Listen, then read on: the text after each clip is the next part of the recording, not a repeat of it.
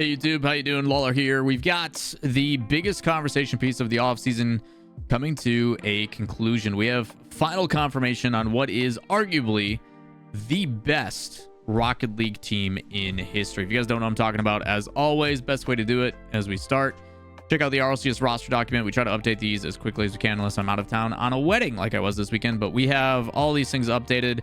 The big thing we're going to be focusing on is the one and only Team Vitality has confirmed that they are signing Monkey Moon and Exotic, former world champs, along with the world championship coach Cassio on the roster. This means that Fairy Peak is no longer with, and Zen is the only remaining player. And a lot of conversations around what the conversation is for Zen, why Zen over Drawley. Vitality's owner talks about it's a new chapter for Rocket League team. We're excited to surround our prodigy Zen with familiar faces, the world's top talents. Honored to have earned their trust and priority during this transfer window, all driven by a single obsession, securing a third star. I did talk to Cassio a little bit about this, and I'm not going to leak DMs or anything like that. But a lot goes into this kind of conversation. A lot of the discussion piece about how you are able to, 17 days after winning a world championship, you secure 2/3, if not 3 out of the 4 players on that roster. It is not an easy process.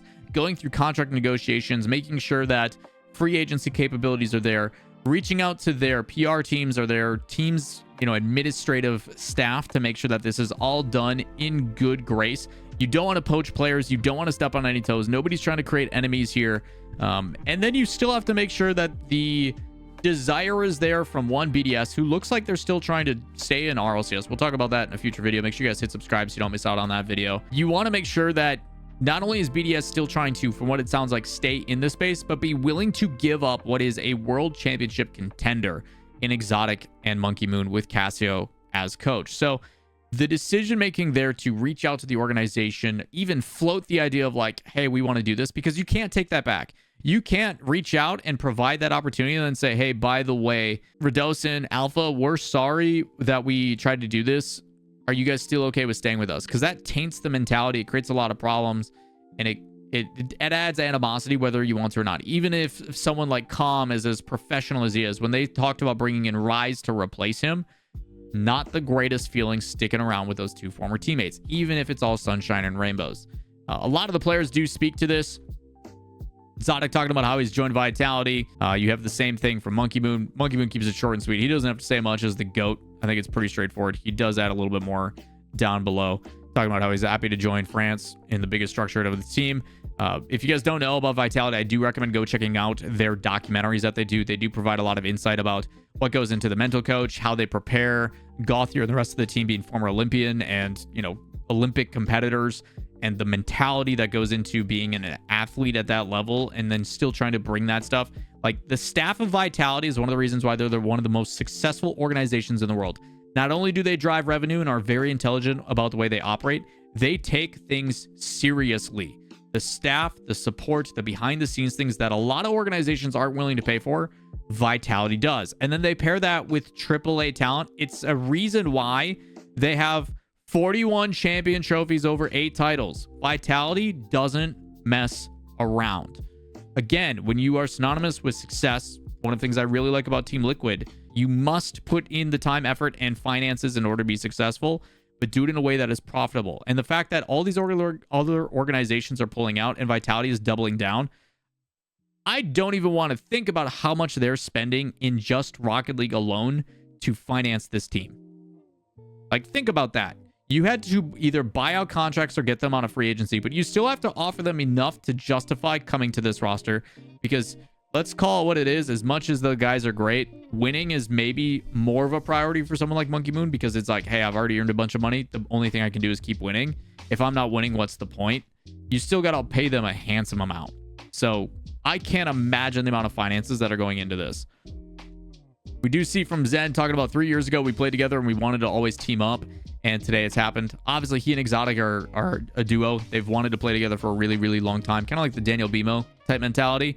And then to pair that with Monkey Moon and Cassio, the king as a coach, you already have that love and respect and admiration given from the one original player. And it sucks to see Fairy Peak kind of left on the outside of that. But that is the reality of this business. If they're going to make a run for it, you might as well bring in 2/3 strength with a coach that's familiar And then Zen is the only one who has to adjust to it. So, yeah, this team is going to be absolutely ridiculous.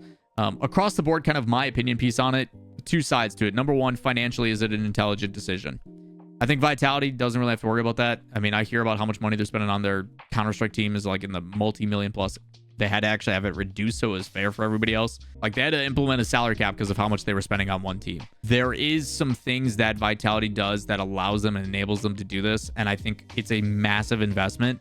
If they can continue to utilize the likeness and the branding, like, my hope is you start to see Monkey Moon and Exotic start to become more household names.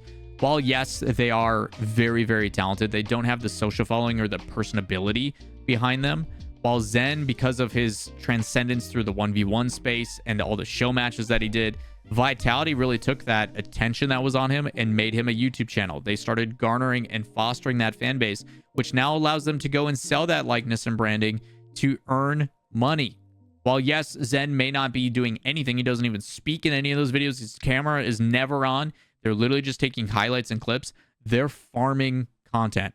And they need to do the same with the other guys. And if they can provide that opportunity, yes, this can be a very successful venture for Vitality outside of just winning. Because let's be perfectly clear. This team should win the World Championship. As long as they stay hungry and motivated and don't get complacent, I don't know who has a chance to stop this team. And the best part is we get to see it in action for the first time tomorrow, technically today when this video drops. And I cannot wait. I am so excited to watch what is a super team truly come together when you're talking two former world champs, world championship coach, and what is many argue the greatest or if not most mechanical player in the world all paired up. If you're telling me Monkey Moon wasn't already good and he has the confidence of Zen behind him and he's doing it with a former teammate, like, this team's going to be nasty. We saw the same thing. K-Corp on paper looked like the best team, and they came out and dominated in the first split. What happened after that is a different conversation, but I have no reason to doubt this team. As long as mentality stays good, and it sounds like they're all vibing, and like, why wouldn't you be when you're winning? To me, the true merit of these teams is not tested when they're winning, it's when they're losing. If this team finally suffers a loss, or it's a big loss, how do you respond to that? But I don't know if they're ever going to have that. I don't know if this team is ever going to have to suffer a big loss because the expectation is so high. And with the changes to the 2025 season, with them getting automatic buys, being able to avoid the qualifier situation with best of 3, best of 5s, I don't think we're going to see the big flukes like we saw to K-Corp, which I'm sure Vitality is very happy about. So overall, financially, I think it's a huge investment. I think it's very likely going to pay off. And then on top of that, I mean, this team's going to win. Like, this might be, in my opinion, and it's a pretty big statement to make, the first team since the Gale Force Dignitas era to go and win consistently. And I don't know if anybody's going to be able to stop them for a long time, because at this point, unless you have some new up-and-coming talent, you can put together the best players, you can put together the highest level of skill. It is their esport to lose, is what it feels like, which is a crazy statement in Rocket League because it is the epitome of any given Sunday. So wild stuff for Team Vitality. Very, very excited to watch this team compete. I can tell you guys, our team, Super Oli, is scrimming them the next 2 days to get warmed up and ready to go. I'm very excited to get that first look early tomorrow morning before they play their matches. And you best believe I'm going to be talking about it on stream when I get the chance. So with that in mind, if you guys have any questions, comments, concerns, this Vitality team, I think, is a dangerous one, but we will not know until we officially see it on the field. Either way, if you guys enjoy the content, as always, like, subscribe, notifications. Drop me any comments down below. Do you guys think that this team is the real deal, or do you have any concerns? And if you do, what are they? Would love to hear it. But with that, we'll catch you in the next video. Peace.